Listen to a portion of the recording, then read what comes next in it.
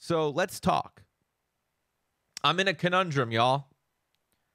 So as you know, I've been a broadcaster for now a decade plus, and good vibes. Vibes. I like it. So I've been a content creator for a long time, been a broadcaster for a long time, been involved in esports for the NHL for not for the NHL, but NHL esports since 2015. I called the first LG 6v6 Pro Series, which was a online tournament for esports, first one ever. We've moved along through that. And on my way, obviously, if you watch any of my content in the past, we talk about racism, we talk about equality, we talk about making sure everybody is not toxic. I used to be a toxic person. I get it. You have to do better. So we have to be anti-toxic, anti-racist, anti-inequitability. We can't just be silent anymore. We've learned that. We talk about babies in the Cars universe. We talk about everything. So part of what that entails is the LG community, the gaming community, the NHL esports community, the NHL community has, ne'er-do-wells or negative people that are not the nicest. They have racists. They have, homophobic people. They have people that make fun of people with special needs and all these types of things. We work to not cater to that, at least here. And up until now, I haven't run into a problem where during my play calling, I felt torn between two places. But up until now, and I say now being like the past year, rolling year, I've not really felt like I needed to be in a position where I was already a positive person, working towards that during my time doing play calling, but never in a way that I was being proactive about calling out the nonsense. That's really the theme of tonight, theme of 2021, really. So last night, did the week 7 for week 7 for Caps Gaming Showcase, and they've been gracious enough to let me do a show for them for I'm gonna kill some dudes in Valorant. I got you. Appreciate that, tradition. Thank you. I've been super grateful. It's been great to be able to do content for the actual Washington Capitals for the Caps Gaming Showcase. I think it's been great. They gave me two shows now with Cam, no sleeves, and one by myself that I ran last week, and the one last night was with Cam again. And everything's been good until I processed last night that I'd be calling a game for somebody that I haven't been too big on. But I'm not going to make any snap decisions. I'm not going to make any judgments. We're going to talk about it and kind of figure out what to do. I had a conversation with Mrs. Penguin beforehand, and I'm honestly coming from a place of knowledge seeking and trying to learn and figure things out. Maybe things are different. Maybe people grow. We talked about that. People grow, people change. So there's a goaltender on the team. We won't use his name. But him and I have never crossed paths directly, maybe once or twice way long ago. And those conversations were never positive, but he's a known troll in the chat boxes, known troll on the internet. The kind of person that, to me, when they enter a chat room, even in Discord or wherever the conversation may be, I don't want to be part of that conversation. I'll find my way around it, right? And not like in the annoying way, but in the, oh my God, this person has previously showed signs of white supremacy and racism. He's had one account, by my understanding, seized by the FBI on Twitter. And his most recent Twitter account has been suspended.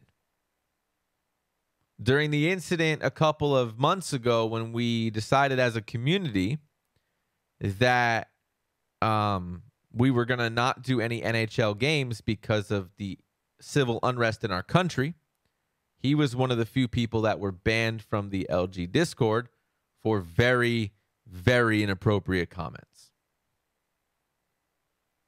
So he's the goaltender for a team that's been around for a long time. And this team also has made their way to the in-person Caps Gaming Showcase last year. This person has said that Hitler was one of the greatest leaders of all time. You know, Judician, that just found out one of my closest friends is in the Proud Boys clubs. Rubs me the wrong way as a Latino. It's very interesting what's happening in that circle too, Judician. So I completely can see where you're coming from. I can't necessarily say I can relate because I don't share your upbringing, but it's weird when you're finding these things out about people that you didn't know, that they're being more vocal. I think the last 4 years has been the best, worst thing ever for this country, right? We're starting to see who the people are, but they also are very loud, which is a good and a bad thing. Good because we can identify them. Bad because they're very forthright. Is dangerous. I will say that the local Proud Boys community have given every year to Tampa Bay for the Drew Saves Christmas toy drive 100 bikes, give or take, every year. And for kids to get bikes under their trees is amazing. But I'm not too keen on a lot of the other things that they stand for. So I can only imagine what you're going through, considering your relationship and your heritage. And this ties to that. This is the same thing. So this is a person that has said some pretty,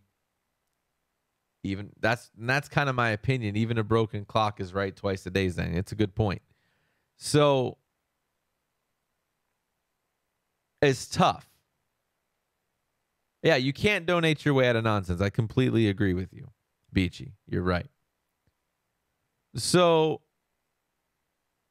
this person, I have told Tino and Dunks, the owners of the Code of Conduct team, that if it was ever on my program, on my channel, I would point out the nonsense. I would make a mention that I'm not going to be speaking this person's name, and here are the reasons why.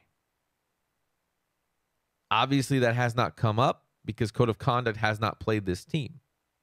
They stood by me. Last night, I was on the Capitals broadcast, which again, extremely grateful.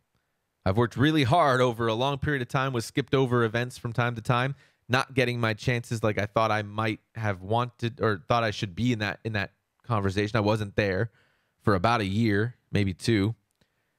And it felt good to be recognized for my efforts, for my skill set, for what I can do for the community. So we decided that what I would do on the broadcast is I would run down the roster lineups on both sides. And then from there forward, do what I can to avoid having to mention that person by name. I felt it was the thing I could do without making it awkward for the conversation or for the play-by-play or for the broadcast or any of it. Just to do what I can to not minimize the efforts or marginalize anything, but to avoid having to go out of my way to place highlight on that person. And it dawned on me at the same time, this is a person that is on a team with black players. This is a person that's gone on record to say some of these things. And it confused me for a second. And I've now reached out to one of the players to get more insight because maybe this person has grown. But just a couple of months ago, this person was banned and their Twitter account recently has been suspended. So I don't know when it was suspended, so I can't speak to that, but it was after the other one was deleted and seized. So then it poses the question. Colin Kaepernick risked everything by kneeling at the beginning of an NFL game. JT Brown raised a fist during a Tampa Bay Lightning away game in Sunrise, Florida against the Florida Panthers. was then traded 3 times, was relegated to the AHL, and is now playing in Sweden. Amazing person. I don't know if all of those things happen had he not done that. We're having uncomfortable conversations on both sides of the race coin, black and white. And some people are getting blowback for taking a stand. I've gone on this show multitude of times now in the past year, and I have outed the behavior, and I have been anti. I'm vocal about it because I believe in it. Because I didn't spend 3 years living in Paterson, New Jersey, and I didn't spend 1 year stuck in the middle of a race war in my high school in Tallahassee because I didn't fit in with the black people and I didn't fit in with the white people because I wasn't black and wasn't a cowboy. I didn't spend 8 years with working as a producer with artists in Gainesville and in St. Pete and in Clearwater, all black artists producing their music and being welcomed into their culture respectfully, to be silent when I need to be vocal the most. I haven't done that. So in my position, I felt torn. Do I say something? And I chose not to. And I chose not to for 3 reasons. One, I was a guest in somebody else's house. There are other people that impacts in a negative way. To the point where the discussion I was having offline was that me mentioning something like that in the current position right now, because there hasn't been an outburst from this person in however many months, would not render a net positive to anybody. There'd be no net positive to the community, not at that time. And we didn't come this far just to get this far. We can continue to raise our platform and use our channels to do that, to advocate, to be vocal, to be a mouthpiece. But then on my other side that I was torn with is that that's not my style. I'm loud. I get busy. I'm hot-handed. I fly off the mouth. I'm not down for that shit. But we reeled it in. After thinking about it over the evening into today, I said, well, maybe I don't know the whole story. I'm confused, which is why I reached out to that player. I want to find out how that person can play with that person, right? How can you play with this person on your team? Maybe I'm missing something. I don't have a firsthand experience with this person, right? So I don't know. Zen, you make a good point. Beachy, you make a good point. Nith, you make a great point. Nith says, shout out Patterson. Exactly, Pixie. Well, too many of the team owners are on the wrong side of that fence. Completely agree with you, Nith. Beachy says, I think it's important for you to be vocal in your space here, yes, but for you to do what you're there to do for Caps Gaming. Completely agree. Zen Mobius has said, if a person shows you who you are, believe them. If a person shows you who they are multiple times, believe them. If a person says they changed after showing you who they were, you're in your right to doubt them. That's where I'm at, right? And the curiosity question from Pixie is, what would happen if you did get vocal? And are you able to have that kind of conversation with them if something comes up like this, can you speak about it and call it out? I don't know. I don't know that answer. And we felt as a collective that it was best to not be too cavalier in our approach and to seek first to understand before being understood, right? So I think because I don't have, good point, Beachy, I don't have firsthand experience, I don't have direct receipts, I don't have direct accountability, I can't bring that to the table. Not there. I can damn sure bring it up here because I can ask the question. We can have the dialogue. If I'm there to do play-by-play, I can't have dialogue and do play-by-play. If I'm there to have a town hall forum, I can absolutely be there to have dialogue, and then that opens up the ability to have that conversation. We didn't have that. I'm there to call plays on the ice. That's what I'm supposed to do. But am I being a fake advocate for doing that? And I battled with that all night last night, and I came to the realization today that I just need more information. I need to make sure if I'm going to say something, I need to be right in saying it. Not in the instance to be right, but I don't want to besmirch my name. I don't want to besmirch the movement of what we're trying to accomplish. And I don't definitely want to besmirch somebody else's name. Despite what some of my inner colleagues in trust have said, heard, and have received from this person, I have not received it from this person. And with it being something that was not happening right then, I didn't feel comfortable saying something right then, since it didn't happen right then. I said something that night that he was banned. I said something on this show. bMaJuH took out that video clip and posted it. People in the community DM'd me and thanked me for saying something. So I have officially reached out to the player that I need to know this from, that plays with this person, and I've asked them. So we'll have a conversation, and hopefully, Nith, this is exactly what I was leading to.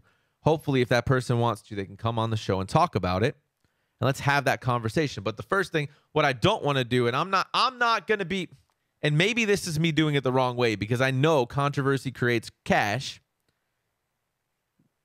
Do I bring them on for a gotcha segment? But I can't, because if that person says the wrong thing, Twitch bans my account. I don't have a dump button. I can't do that. So what I can do is report and bring on the other player that plays with this person if they want to participate.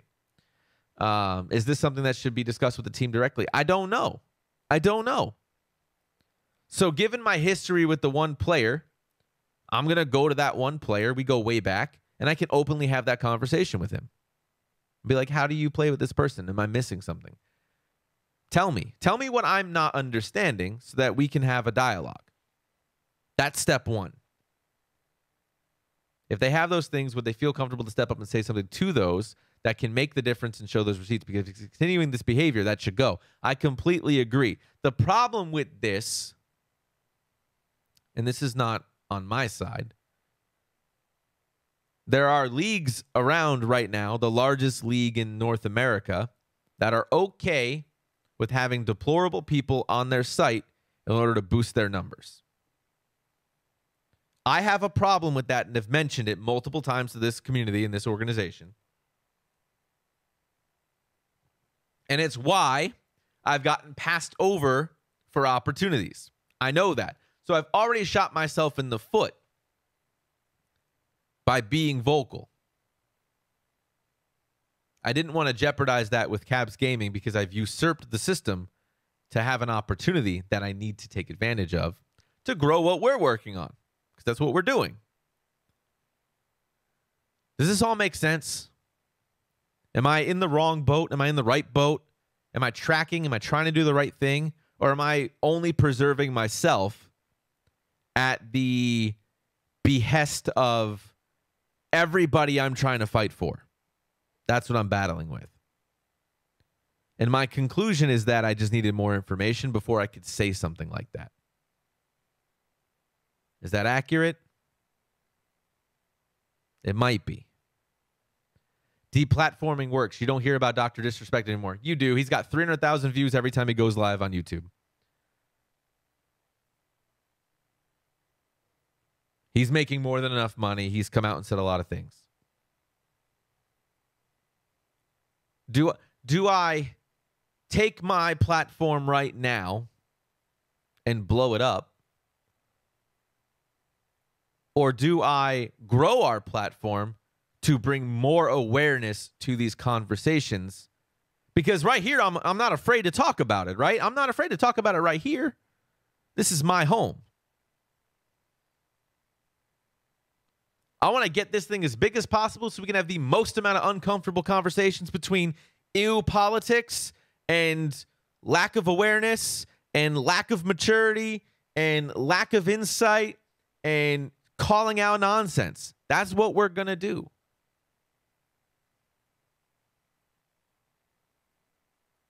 I didn't feel right doing it in somebody else's home when that's not why I was there. Is that the same as just play football? I don't know. I don't know. I was a volunteer for last night's broadcast. That's important to point out.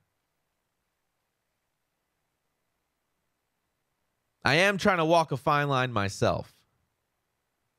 I want to make sure I do it the right way. Nith, thank you for saying that. Respectfully asking questions for clarification is never wrong. And that's where I'm at. I think that's the right move. I didn't mention his name except the one time. I feel okay with that. I feel okay with what I did.